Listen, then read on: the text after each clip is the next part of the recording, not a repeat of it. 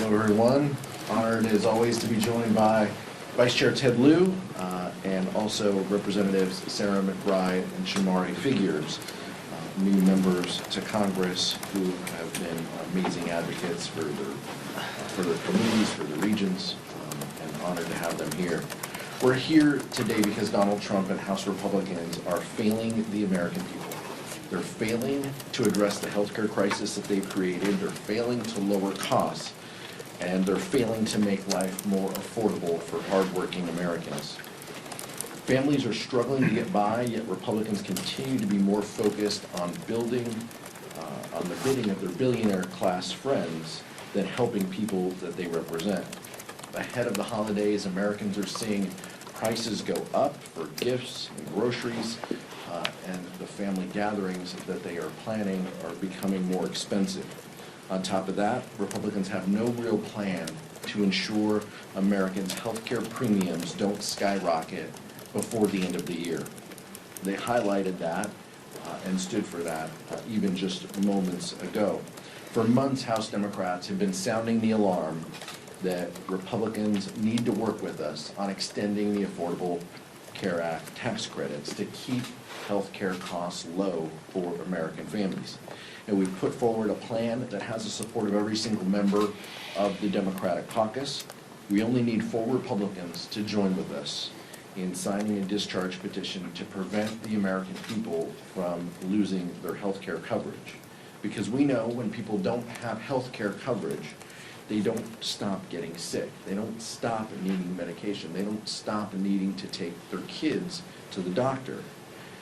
If they can't afford to go to the doctor, they won't see one, or they'll go to the emergency room, which is the highest cost, most expensive way to get care and limits our already burdened healthcare system. Which Republicans will be brave enough to join us? We just don't know. The American people can't afford inaction from Republicans, and it's time that they put politics aside and do the right thing. Lower costs, save health care, put the American people first. Now I turn it over to Vice Chair Ted Lieu. Thank you, Chairman Aguilar, and I'm so honored to be here today with 2 of our amazing freshmen, Shamari Figures and Sarah McBride.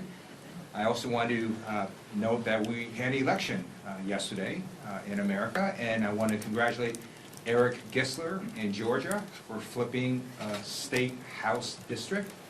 And just to give you some context, Democrats lost that district last term by 22 points.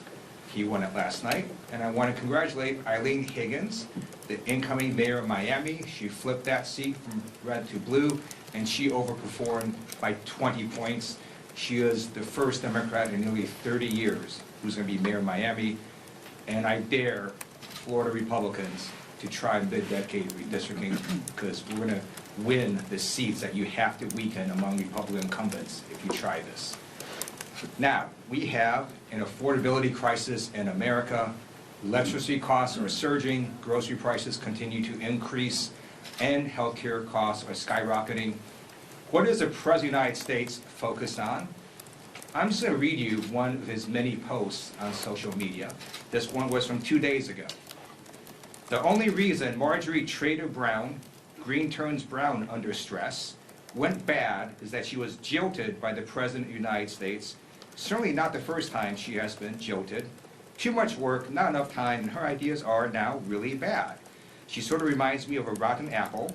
Marjorie is not America First or MAGA because nobody could have changed her views so fast, and her new views are those of a very dumb person. That was proven last night when washed-up, Trump-hating 60 Minutes correspondent Leslie Stahl, who still owes me an apology from when she attacked me on the show with serious conviction that Hunter Biden's laptop from hell was produced by Russia, not Hunter himself, totally proven wrong, interviewed a very poorly prepared traitor who in her confusion made many really stupid statements. My real problem with the show, however, wasn't the low IQ traitor. It was that the new ownership of 60 Minutes Paramount would allow a show like this to air. They are no better than the old ownership who just paid me millions of dollars for fake reporting about your favorite president, me. Since they bought it, 60 Minutes has actually gotten worse. Oh well, far worse things had happened. P.S. I hereby demand a complete and total apology, though far too late to be meaningful, from Leslie Stahl and 60 Minutes for incorrect and libelous statements about Hunter's laptop, President DJT. Oh, now it's my great honor to introduce an amazing freshman from Alabama, the great Representative Shamari Figures.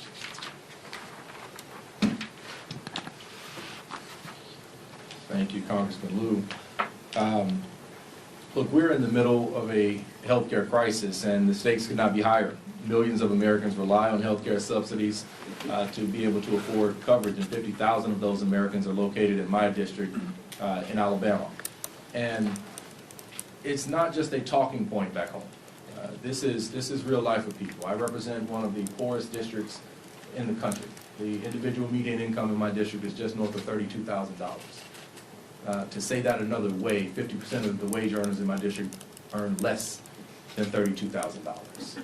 And so when we talk about 50,000 people's healthcare premiums on average increasing by a little more than double in a district where the income is just north of $32,000 on average, it's more than a talking point. It's something that hits people in real ways in real life. It's not something people can afford. And beyond the personal side of it, my district as a whole is one of the worst for healthcare access and outcomes in the country. I have 13 counties in my district. We can only deliver babies in 2 of the 13. 10 of the 13 counties either have hospitals that have closed or are in the process of converting to REHs so they don't close, or are on literal financial life support under the threat of closure. And by the way, the largest hospital in my state capital of Montgomery, which I also represent, which is one of only 2 hospitals in that county, is in the middle of a bankruptcy. And so healthcare access is something that is deeply personal to my district, and to make the cost of healthcare unaffordable for people, completely unaffordable, to put it completely out of reach for people is something that is irresponsible, and something that we have the ability to be able to stop, because it's going to put more stress on the hospitals that we still have, and people are going to continue to suffer some of the worst healthcare outcomes, because all of that I just said is all in a district that has the 3rd lowest life expectancy in America. And so this is something that we have to get Republicans on board to fix. We just need a few. We just need a few to join us to do the right thing. We need a few to step up to the plate, to show that they understand and they know that supporting life doesn't end at birth. It is something that we can do, and something that we need to do here in Congress to make sure that the American people, and the richest nation that the world has ever known, that healthcare coverage, healthcare access is not something that is a luxury that is only available to the wealthy. It's something that is only available to the few. And so I am proud to stand here with my colleagues to bring up this issue once again, yet again, something that we have been pressuring now for since I've been here in Congress for the better part of the last 10 or 11 months, but something that obviously Democrats have been pushing for decades. And we're going to continue to wave this flag. We're going to continue to beat this drum. We're going to continue to do this on behalf of the constituents in Alabama's 2nd Congressional District and those across this country, because it's the right thing to do. And with that, I'll turn it over to Representative Sarah McBride. Thank you so much to my fellow freshman Representative Figures, and thank you so much Chair Aguilar and Vice Chair Liu for inviting us today. Across Delaware and around the country, families are being hit from every direction. At the grocery store, at the pharmacy, and of course now in their healthcare premiums. In 2024, Donald Trump promised the American people that he would lower costs on day one. But we all know that whether it's his business partners, people who worked for him, or the American people, the one through line throughout Donald Trump's life is that he has never met a promise that he was not willing to break. Because 1 year into the 2nd Trump presidency, all we have are a litany of broken promises and billionaire tax breaks. This affordability crisis is not a hoax. It is a choice by congressional Republicans and by Donald Trump. A choice to impose a tariff tax on small businesses and consumers. A choice to cut food assistance. And a choice to insert a $1 trillion bomb into the center of the American healthcare system. That bomb is now going off. Premiums are skyrocketing. The largest cut to Medicaid in American history is on the horizon. Rural hospitals and doctors' offices are already closing. Trump care has arrived, and it is dangerous and it is deadly. I hear it every single day back in Delaware. Dave, a constituent of mine in Newcastle, pays $350 a month right now for his wife's marketplace plan. Next year, without the ACA tax credits, those premiums will jump to $1,200 a month. His wife lives with a disabling spinal condition, diabetes, hypertension, depression, and takes dozens of daily medications. Without this tax credit, they will lose their coverage that is keeping his wife alive. People like Dave are doing everything right, but Republicans in Congress continue to fail them. It's not too late for my Republican colleagues to do the right thing, to make a different choice. As has been mentioned, we only need 4 Republicans in Congress to demonstrate courage on behalf of their constituents by signing this discharge petition to force an up or down vote on protecting care. But I'm not going to hold my breath, because while we are freshmen, while we are new, what has become abundantly clear to us in the last 11 months is the only thing that congressional Republicans are more loyal to than Donald Trump is to cutting the health care of the American people. Imagine winning those elections, getting all of that power, and spending all of your political capital on kicking millions of people off their coverage and jacking up healthcare prices for everyone else. People deserve so much better than what congressional Republicans and Donald Trump have offered them. I ran for office after my experience as a caregiver to my husband during his battle with terminal cancer. And I simply do not believe that in the wealthiest nation on earth, any American should have to go without the health care that they need to live and thrive. And so long as there is air in our lungs and breath in our bodies, House Democrats will fight for an America where every single American can get the health care they need regardless of where they live and regardless of who they voted for in the last election. And so with that, I'll turn things back over to Chair Aguilar to answer any questions. Thank you, Representative McBride and Representative Figures. Andrew? What do you think of Haley Stevens introducing articles of impeachment against Robert Kennedy Jr. today?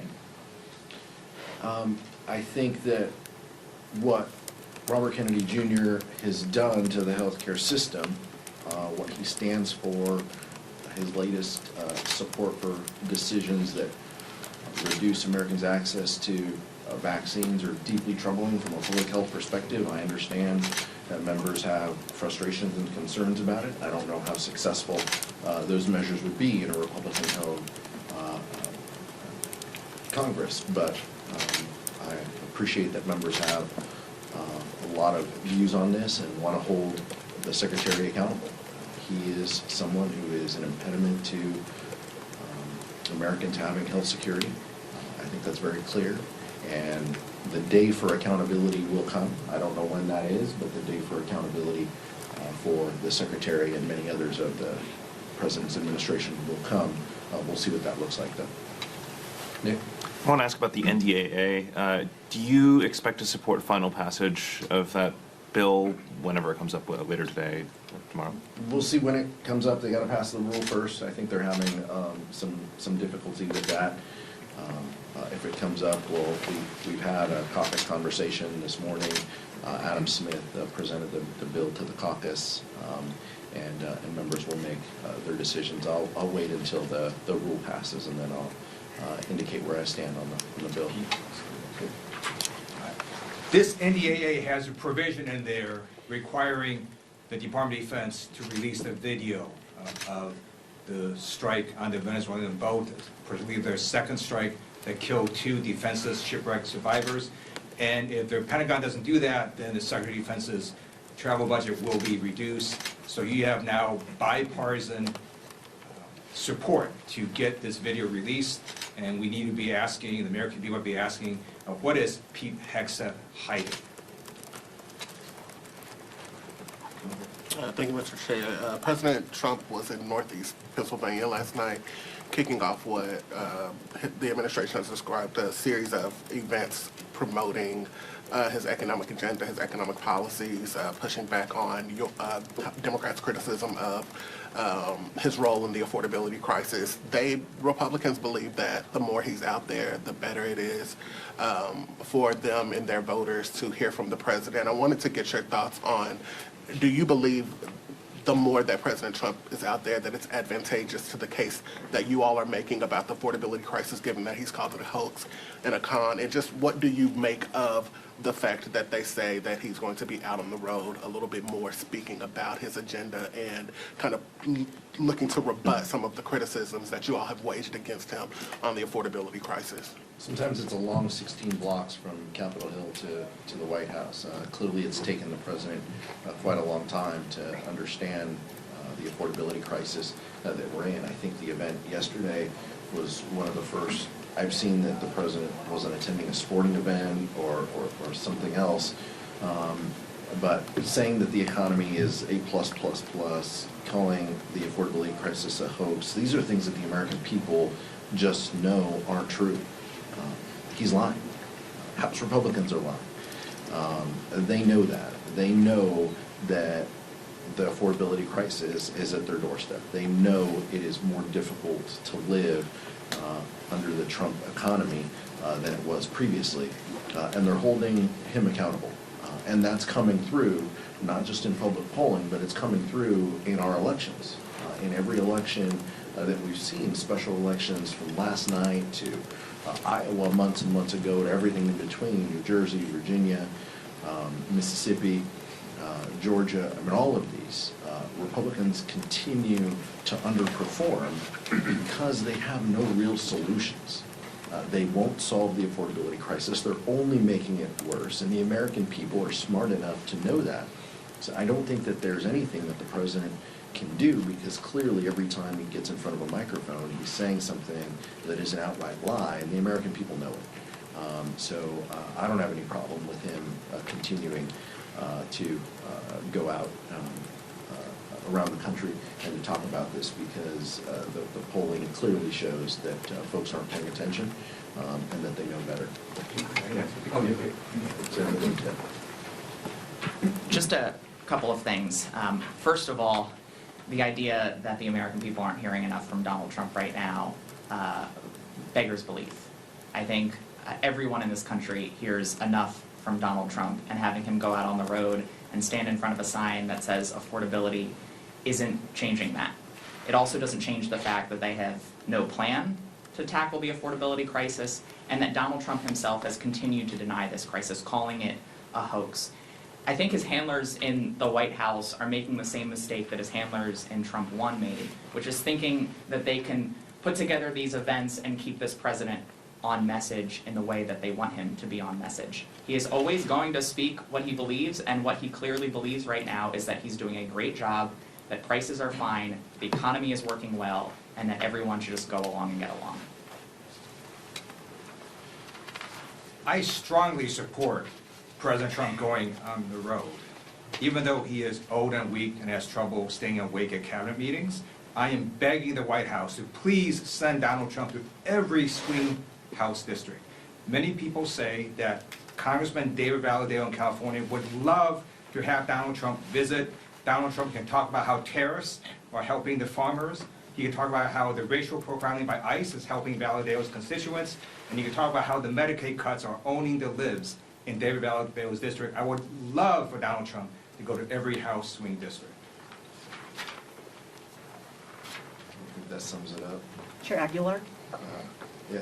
have any members of House Democratic leadership talked to the GOP leadership in the House about the healthcare vote? Why do you think they're staying strong on their argument? Because it doesn't seem like there's a lot of flexibility on their part. I can't speak for other members of the leadership team. I can speak for myself. I haven't had any conversations with House Republicans. They continue to recycle old priorities, the priorities that they laid out today in their conference meeting and in front of all of you previously, are all old ideas, 10, 15-year-old ideas that reflect where Republicans are, that basically say if you have money, you can put some money aside to help with your health care. It does nothing to address the millions of people in Alabama's 2nd District who are losing their health care and around the country. Democrats are fighting for that. They're fighting for people to keep their health care, and none of the ideas that Republicans put out today move the needle to actually help the American people keep the health care that they have. Yeah. I'm sorry. Just briefly on that, with regard to the Republican conference's proposals, quote unquote, on the healthcare affordability crisis, the one that they created. This is like an arsonist setting fire to a house and then bringing a garden hose to try to put out a 5-alarm fire. These are no solutions to actually grapple with the healthcare crisis that they created. The Republican healthcare plan was the big ugly bill. The Republican healthcare plan is Trump care, which we are living under right now. The largest cut to Medicaid in American history, a massive cut to Medicare, inaction, letting the ACA tax credits expire. That is the Republican healthcare plan, and that has been the Republican healthcare plan for decades. Because every single step of the way, Republicans in Congress have tried to prevent progress in expanding access to healthcare and have tried to cut healthcare for the American people. And it certainly stands in stark contrast to our proposals, to extending the Affordable Care Act tax credit, to expanding Medicaid, to improving Medicare, and to guarantee that every single American can get health care without breaking the bank. In the middle of this affordability crisis, there is growing concern that the construction of these AI data centers in rural communities specifically could be increasing the cost of utilities like water and electricity. Do Democrats see this as a priority? And if so, is there any bipartisan consensus that this needs to be addressed? Democrats see rising utility costs under this Republican administration as a priority. We see the data, we see the numbers go up. Vice Chair Liu, I'll let speak, is convening some stakeholders to speak with members of the Democratic caucus on these issues. We think rising utility costs are a concern for the American people. One of the first things the administration did was to gut any renewable energy proposals that the previous administration had in place that would have diversified our energy, with lowered costs, made significant investments, those types of things, and his opposition to an all-of-the-above strategy really harms the American people and is going to continue to rise their costs unless we address it. And the Democrats have ideas and strategies on how to do that, but we're going to need to ensure that we have the gavels in order to deliver on that. Sure. There are a number of reasons why electricity costs are surging under the Trump administration, outpacing inflation. The tariffs, for example, do increase the prices of many products, some of which these utilities do use. In addition, the Trump administration canceled a number of green energy projects, and when you reduce the supply of energy available, you're going to drive up costs. And yes, it's also true that AI data centers also do use a similar amount of electricity. And when you take this in combination, you have electric costs surging. And again, what is Donald Trump doing? He's simply rage tweeting on his social media posts and saying batshit crazy things. Speaker Johnson today said that Jasmine Crockett running for Senate is the greatest thing that happened to the Republican Party. The Republicans have tended to try to make like a boogeyman of people in the Democratic Party. We saw it with Mamdani during the shutdown, and now with Crockett. Do you have a reaction to these comments that they're making? I think Speaker Johnson is trying to do anything he can to distract from the majority that he's seen, that we see dwindling. And it's like sand falling through his hands. He just can't keep a hold of it. He sees that. He would much rather talk about a Senate race than he would the Georgia House races that Republicans lost, or the mayor's race that the vice chair mentioned, first time in 30 years that a Democrat has been mayor of Miami. He wants to distract and take away from this because he's losing his grip on his majority. That much is very clear.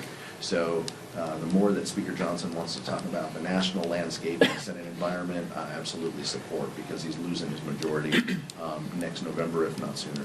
Thank you. Mike in the back. Thank you.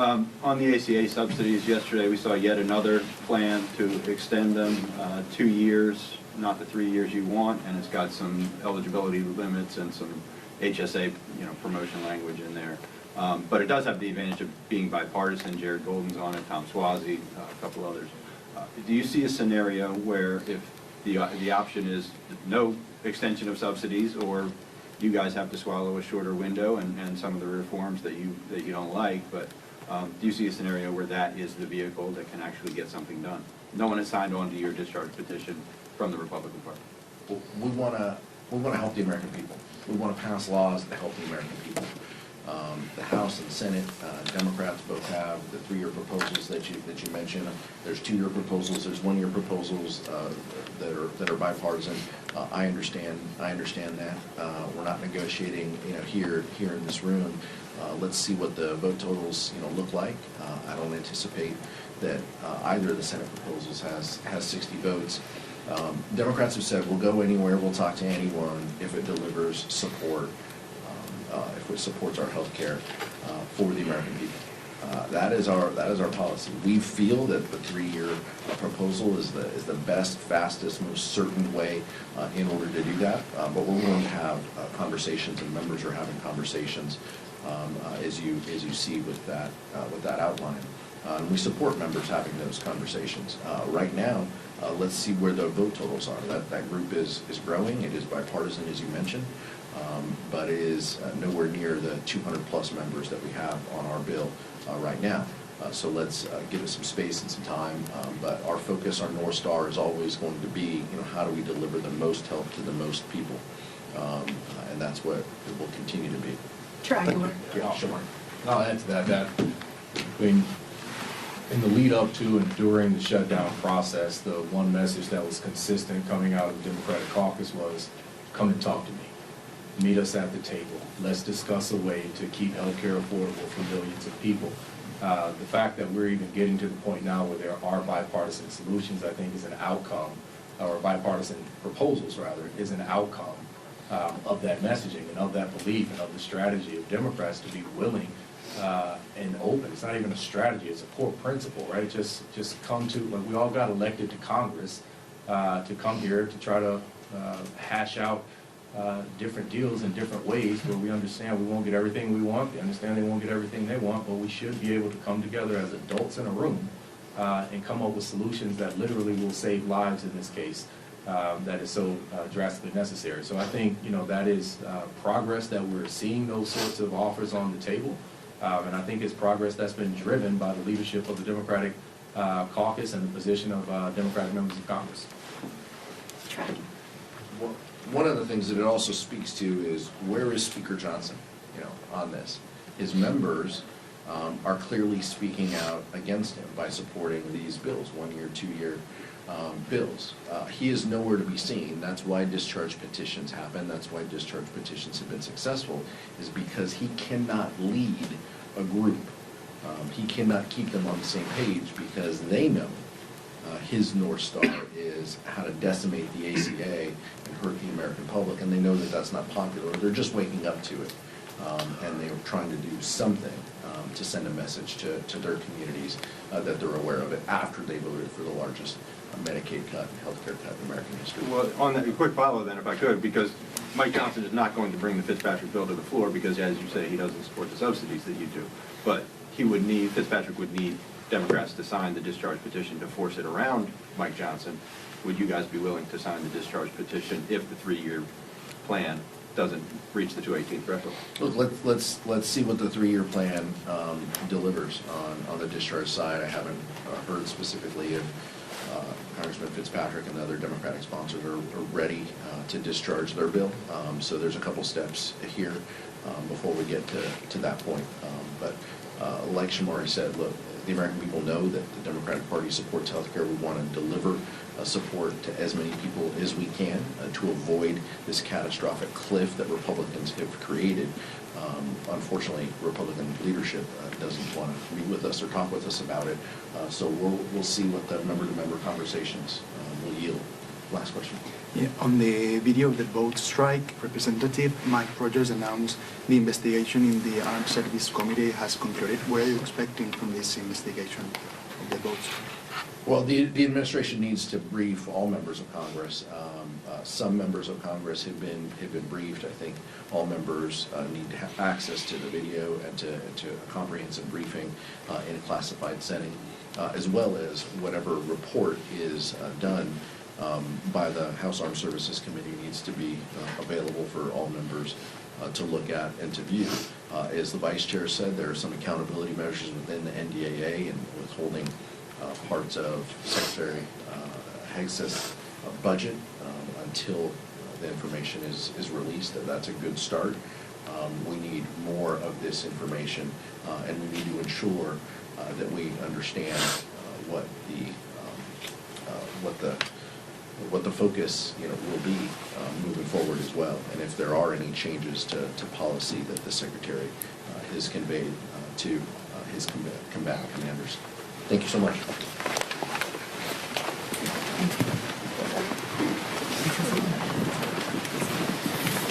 What? Sorry, excuse me. What'd you say? I'll tell you after. Okay. Sorry. All right. I wonder what they still feel like they need to ask.